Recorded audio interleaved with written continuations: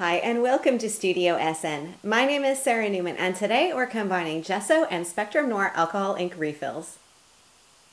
It's easy to create a custom colored background by tinting Gesso with Spectrum Noir alcohol ink refills.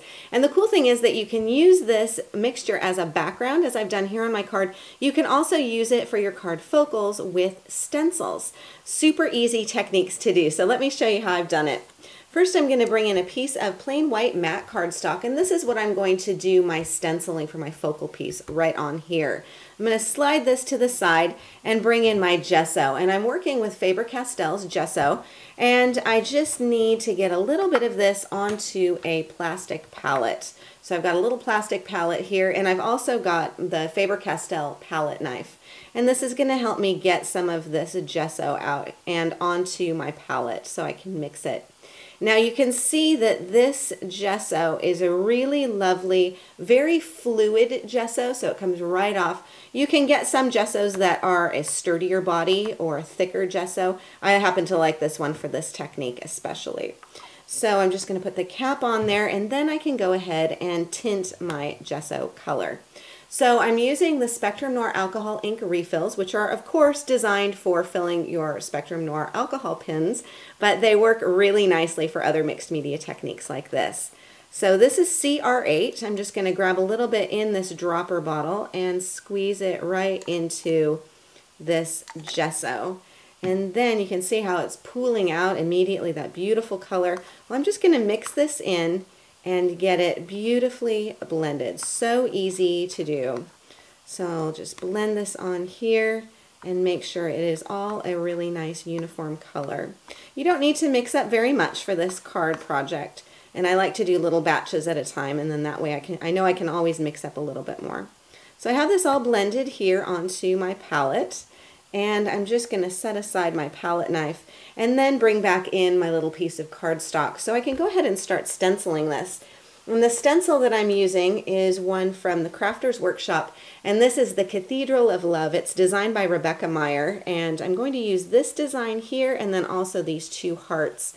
And so let me just grab the stencil and pop it down on here, right onto my white cardstock. Now, I could use the palette knife to do the application, but I really found that using a foam blending tool gives me a lot more control and it just helps to prevent that mixture from seeping underneath the stencil. So this is one from Clear Snap, and it's got a nice plastic handle. This is one of those foam blending tops that you can see I used for this project previously. And what I'm going to do is just tap this into my mixture. I don't need to really squash it in there, but I do need to make sure that I get a nice coverage on here. So I think you can see that. Slide that out. Now you could tape down your stencil. I'm just going to hold it in place here and tap this mixture right through the stencil.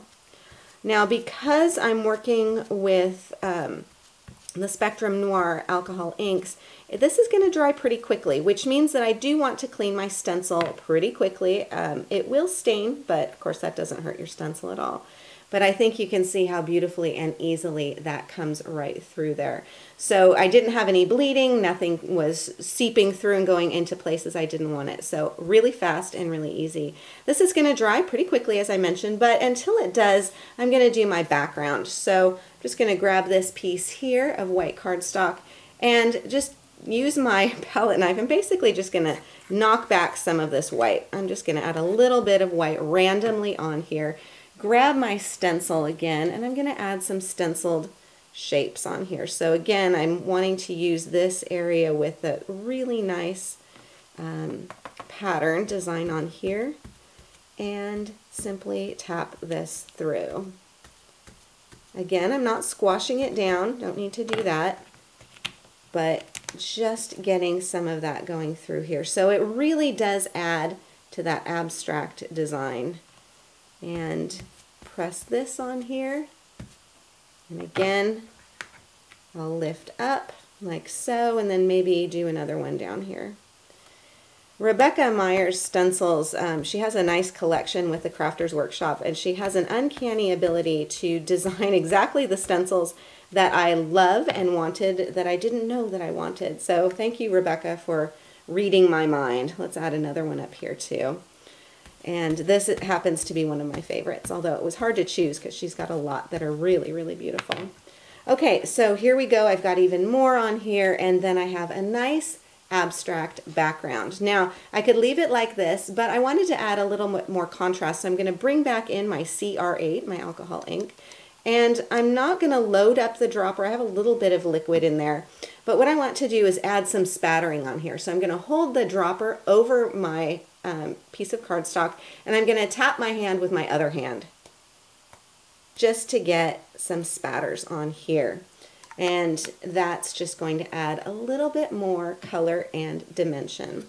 So now that I've got this background done, I'm going to go ahead and let that set aside to dry and bring back in my hearts, because I wanted to show you one other thing that I've done with this. Now with my original card, you'll notice I've done some pen work around here because I wanted to add a little bit of definition to these.